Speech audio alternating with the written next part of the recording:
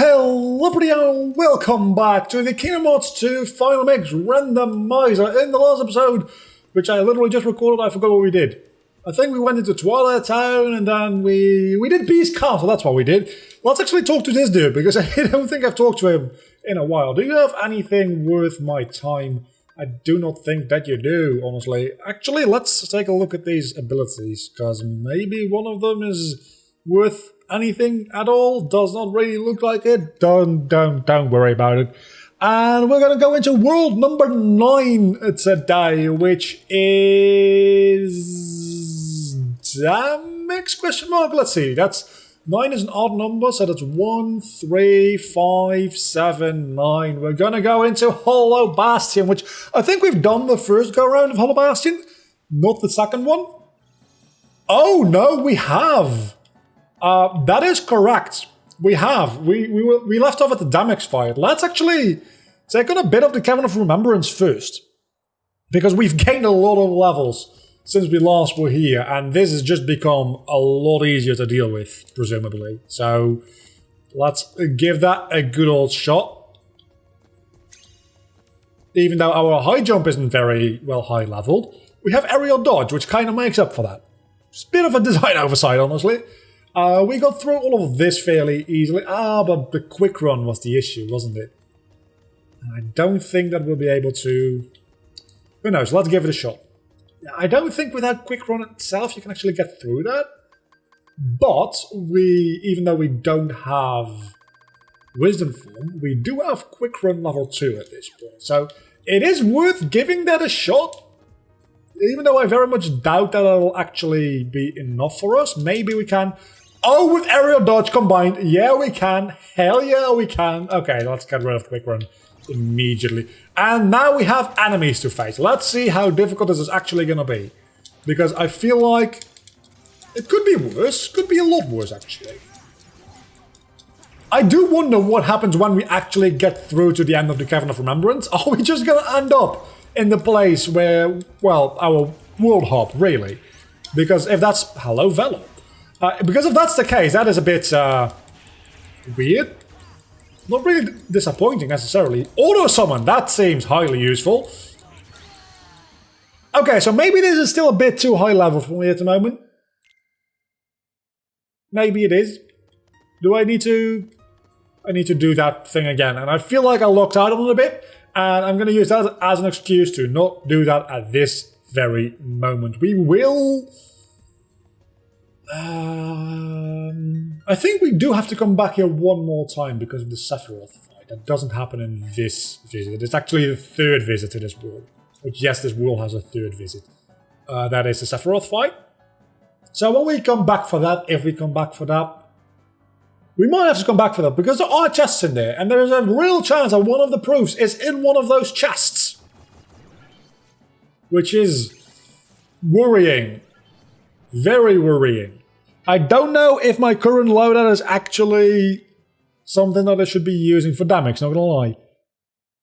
And again, maybe it actually is. Maybe it's... Oh, but this could definitely be a good thing, right? Because I can just immediately do this. Actually, I don't know that that's a good thing. Maybe... Yeah, maybe that's actually a bad thing. Because I can't use the reaction command if everything dies immediately. Because usually what you do is you transform some of these water forms into the music notes and then use those music notes to... this is going to be tight. Then use those music notes to use them in the reaction command to kill a lot of them at once. Obviously, that doesn't really work at the moment. So... let's hope that we don't have to do that again. I think you always do have to do that at least one more time as his DM. And are we already at that?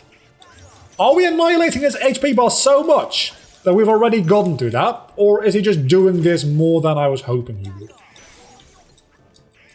I'm hoping that that was his DM and he's about to die. Because that would be kind of amazing. Come on. Yeah, even when he juggles me, he doesn't really deal that much damage. The difference between me versus damage last time and this time is honestly astounding in the amount of hits I can take, but in so many more things as well. Though him spamming his attacks is still very annoying. You're actually taking more hits after that water form summoning than I would have expected. So maybe I just got unlucky with your patterns. That must be it. Okay, there we go. Maximum MP increase, and I got a picture! You guys, you hear that? I got a picture! Also, Goofy is gonna die. Sorry, Goofy. I didn't mean to, but it's just part of, it's outside of my control. Okay, he's dead. He's dead. Nothing we can do about it. He's dead. We're also healed. For whatever reason. The 1000 Hardless battle is coming up. And nothing else is going to change here. But, oh, that is satisfying. The 1000 Hardless battle is probably going to be fairly tedious to do. So I might cut that out. I don't know. Maybe I won't. Wait, do these give me 119 experience apiece? They do. Wow. That actually amazes me a little bit, not gonna lie. Hey everybody, come over here! I've got this magnet trick that will blow you away! You get it? Cause he blows it. No, not funny? Okay. I mean, it wasn't meant to be funny. Maybe a bit, but it literally does blow them away with some damage. Not a great amount of damage, could be a little bit more to be honest, but it's not too bad. I need more combo finishes. This could be really good, but I need more combo finishes. Specifically, I need good aerial combo finishes. Then again, the ones I have aren't that bad necessarily, as you can clearly see right here. But that might just be because at this point I might be a bit over level. I don't know. I think at this point in the game you're supposed to be in your mid-30s. So I think I just have a good damage output. I think that's mostly what's going on here. Just good damage output. And that's amazing, because I'm tearing through these enemies. As epic as this is meant to be, after playing through this game, again, about 1 billion times, this part does also get tedious. That's not something against the game necessarily, that's just because I've played this game so many damn times, and everything that's kind of like a close-off section, especially these hallway designs, it's a bit tedious to work your way through. But you can't hold that against the game. The game isn't designed to be played as many times as I've played this game, okay? I've played this game way more times than any developer working on this game intended or wanted me to, probably. And part of that is due to mods, but honestly, the whole like randomizer mods and stuff like that, it's only fairly recently that I've gotten into that. Before that, I would just play this game on Mithril Shard. I'd just play this game on different difficulties and just enjoy it that way. And chests! We get more chests! Holy crap! Okay, give me something good. Don't know if that's something good. We'll check that in a moment. But we have 3 more chests here. Give me something good. That is not something good. Give me something good. That's actually not bad. Give me something amazing. That is not entirely useless anymore because I'm getting a lot of abilities. Let's actually check how many... well, actually, let's check this one. I'm going to say that's actually worth it because we're dealing mostly with magic damage at this point. Matter of fact, do I have anything that gives me more magic? No, I do not. And then we have the items in stock. How many magic and defense ups do I have? Literally only 1 magic and 1 AP. Could have been worse. Could have been better. Here we go. 1000 Heartless Fall. Gonna be tedious? A bit. Maybe. We can still like use this snag thing, which... Oh, this is also going to be great for my experience, because my experience yields... the yields themselves aren't actually multiplied, but the amount of experience I need to gain levels has been divided by, I think, like 2.5 or 3. So this is going to be really good for my experience. This is also the best way, I think, to... Well, maybe this will also be a decent way to do it. I think just picking up those snag enemies is the quickest way to murder a lot of heartless. As you could see, I was just tearing through like 100... Like, the first 300 or so heartless just disappeared. It becomes a little bit less efficient as time goes on because you are literally not cramped with heartless anymore. But this also kind of works, not gonna lie. That also kind of works. Now, grab you.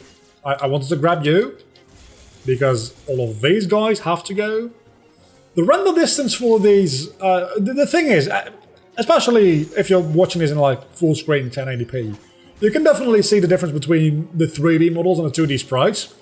I don't think the 2D sprites can actually be destroyed. They have to be the 3D models in order to be destroyed. That might not be true. I've never actually paid that much attention to it, I'm gonna be honest with you. At least for getting reaction commands out of them, you need that. Yeah, it really seems like the 2D sprites do not get destroyed or anything like that. So you actually do need to get somewhat closer to them to take out the Heartless. But we've already gained 2 levels and we might be coming up on 3 levels through this, at which point I am fairly confident that we can take on most bosses. I'm less scared about most bosses at this point than well, Lingering Will. But that is totally optional because that has not been randomized in. What was I talking about? Oh yeah, I'm less scared about most bosses at this point. I feel like Zigbar is probably doable right now, though probably not with his ability loadout. Even Zemnis mostly is not going to be that big of a deal, I feel. Again, not with his ability loadout. These abilities are not that great for specifically every single boss fight. Especially boss fights that are not ground-based. As long as I can stay on the ground, I'm dealing a lot of damage really quickly. And if there's a lot of enemies around, as you can see, I can take out these enemies fairly quickly. And there we have it, level 40. Honestly, at this point, Sephiroth starts to become possible. Then again, well, I do have... wait a second, I have Aerial Dodge and Glide both on level 3. So I can stop his Heartless Angel attack without too much trouble. Yeah, I think Sephiroth would actually be possible right now. Unless I randomize into this exact same world again after this, we're not going to prove that. Because I'm not entirely confident that what I'm saying is true. Well, he's possible. He's possible to level 1. The question is, can I do it? And the answer is maybe at this point? I don't know. There is a non-zero chance that I'd be able to defeat Sephiroth at level 40. Because we're playing that standard mode, I think, not even beginner. That might throw a bit of a wrench into it, not gonna lie. On beginner mode, I definitely can take out Sephiroth at this amount of, like, HP. The HP is a bit low, honestly. We've been getting very unlucky with Caverns map! We've been getting very unlucky with HP upgrades, I feel. We're fairly far into the game. Lucky ring. Is that the game saying go fuck yourself because I was talking about my luck? Mithril Gem and Disney Castle map, both of which I don't give a flying fuck about. Anyway, we have a bit more time, so let's go... It says 12. We're going to skip that for the time being. 2! I don't know what world number 2 is. Which one haven't we had yet? Oh, Land of Dragons! We've already been here, never mind. It's been a while, though. We're probably not going to be able to finish this world necessarily speaking. Though I don't think this is a very long world, so maybe we can, depending on what the boss fight ends up being. Maybe we can actually do this, because it's literally just go up to the mountain and then go down to the boss fights. That's literally everything there is to this world. There is this one boss fight against Riku as well, which still is Riku.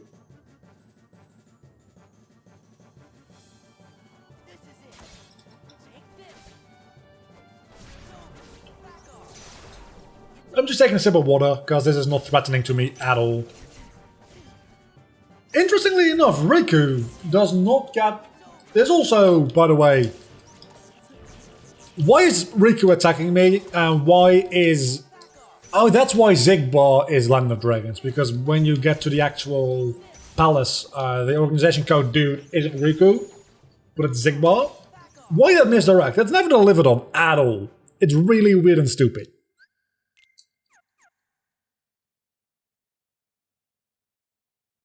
And now we just go down. And actually, after this we can get into the throne room, which then allows us to get some more chests. And we have some more puzzle pieces here. Can I stand on this? I can, which means that I can probably also get this. Well, I can't. Not yet anyway. Soon. Well, maybe not soon. I don't know. We may never get max level. We probably can't get max level, but we can get level 4. I think level 4 is the... It's not the max level, right? Is it? I don't know. It's been a while since I've played this game that far through, to the point where that actually matters. That being Cavern of Remembrance. Okay, this is annoying. There we go. I was actually moving too quickly to be able to grab it properly. That's a first world problem to have. This might be the shortest world there is, the second visit to the Land of Dragons. Legitimately. I think this is the shortest world there is. Oh, we have to defeat some Heartless first as well. Okay, no, this is a tiny bit longer than I remember being. Still, I think this is the shortest world there is. I think even the second visit to Base Castle, most of the second visits are short, admittedly. But I think Land of Dragons specifically is very short. Maybe just because it's one of the worlds that I know what to do in, but it's also generally one of the smaller worlds, I feel like, just in general. Because there's literally like the bamboo thing.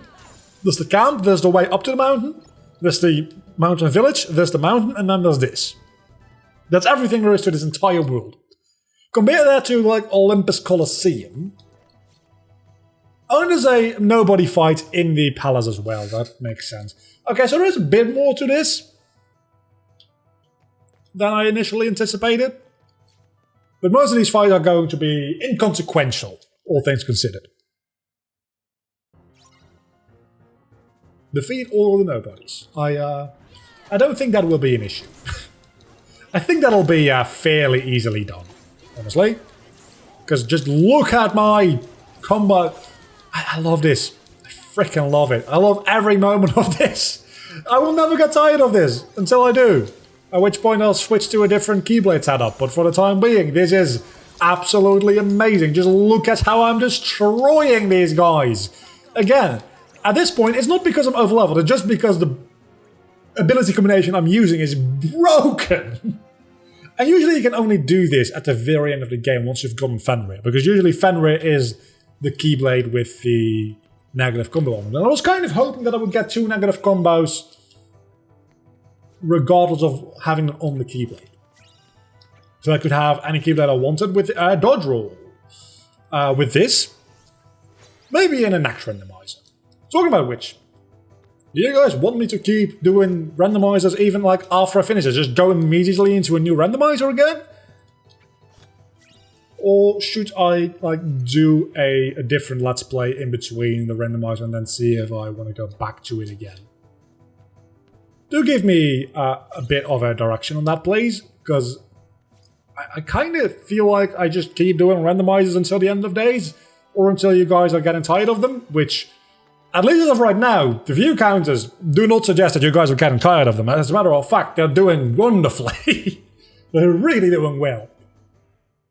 Like, getting 50 to 100 views apiece. It's honestly amazing.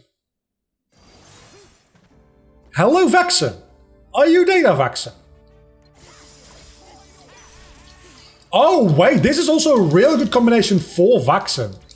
Can you spawn Antasora? You do not seem to be a Data Vexen, by the way, because you'll be dealing a lot more damage. So yeah, this combination specifically is great for Vexen as well, because it's real easy to get rid of his shield. Usually the issue with the shield is that you need to do a combo finisher on it, just like you would on an actual boss fight. But obviously, since we only do combo finishers, that is no problemo. No, wrong button, there we go. So yeah, it does not seem like he can actually spawn Datasaurus, which is good for me, because that would make this fight, well, not very difficult still, probably. Because just look what I'm doing to him. He doesn't stand a chance.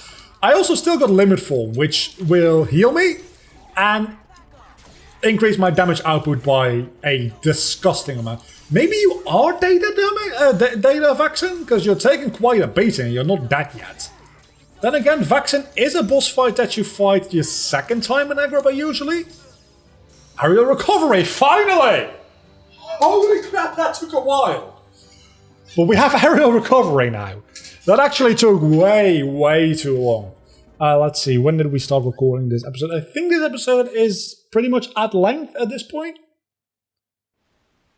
So let's end it here. After, finally, we can equip this. Because holy crap, have I wanted that for a while. Next episode we'll be going on doing some more stuff with the randomizer. We're getting somewhere. We're getting somewhere. We probably should be checking out some worlds that we've fully completed to see if we have all the chests in them, because if we're missing chests, that could very well be a useful item, such as one of the proofs. Until the next episode, do not forget to leave a like and subscribe to my channel if you have enjoyed this video, which hopefully you have. I'll see you back next time. Bye.